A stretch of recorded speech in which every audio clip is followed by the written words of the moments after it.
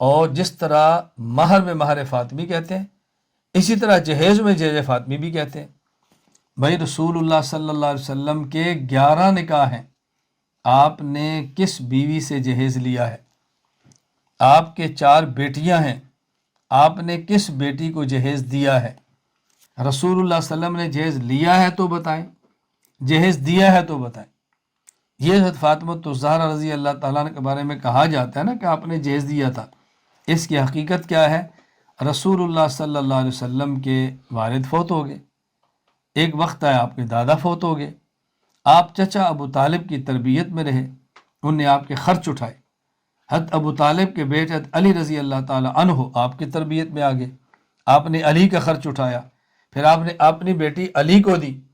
اب اگر رسول اللہ صلی اللہ علیہ وسلم اپنی بیٹی علی کو نہ دیتے، علی کے نکاح میں کوئی اور بیٹی لاتے، تو تب بھی حضرت علی کے گھر کا کچھ نہ کچھ سامان تو دیتے نا، بیٹے کی طرح جو رکھا تھا۔ تو جو اپنی بیٹی فاطمہ دی ہے تو آپ نے کچھ اپنی بیٹی کو سامان دے دیا، کیونکہ علی بیٹوں کی طرح پالا ہوا ہے۔ کہیں اور سے بھی نکاح ہوتا تب بھی آپ کچھ ان کی ضرورتیں پوری فرماتے ہیں، اب فاطمہ کی تو آپ نے ضرورتیں پوری فرما دی۔ اگر یہ جہیز ہوتا تو رسول اللہ صلی اللہ علیہ وسلم کی 4 بیٹیاں ہیں، کیا ممکن ہے کہ پیغمبر مساوات نہ کریں؟ کیا ممکن ہے نبی عدل سے کام نہ لیں؟ ایک بیٹی کو دے کر 3 کو محروم کر دے؟ کیا ہو سکتا ہے یہ؟ رسول اللہ صلی اللہ علیہ وسلم ایسے فرمائیں گے تو کون عدل سے کام لے گا؟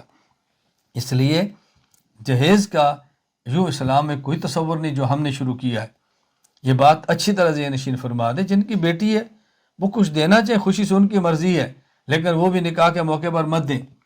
میں نے اپنی 2 بیٹیوں کا نکاح کیا ہے، حافظہ بنایا ہے، عالمہ بنایا ہے، وقت پہ ان کی رخصتی کی ہے، کسی ایک بیٹی کو جہیز نہیں دیا، اور میں نے دونوں بیٹیوں سے کہا کہ دیکھو بیٹی، جب تک میں زندہ ہوں، آپ زندہ ہیں، آپ میری بیٹیاں ہیں، آپ کو جب بھی چھوٹی سے چھوٹی بڑی سے بڑی چیز کی ضرورت ہو، میں باپ آپ کے ساتھ کھڑا ہوں۔ نکاح کے موقع پر نہیں دوں گا تاکہ لوگوں کو سمجھ آ جائے کہ یہ نکاح کا حصہ نہیں ہے۔ اس لیے والدین کو ان چیزوں کا خیال کرنا چاہیے، اور میں اس موقع پر بطور خاص ان کو کہوں گا کہ جن کا بیٹا ہے، جو لڑکا ہے، وہ زیادہ اس بات کا خیال کرے۔ میں سمجھتا ہوں کہ یہ مرد کی غیرت کے خلاف ہے۔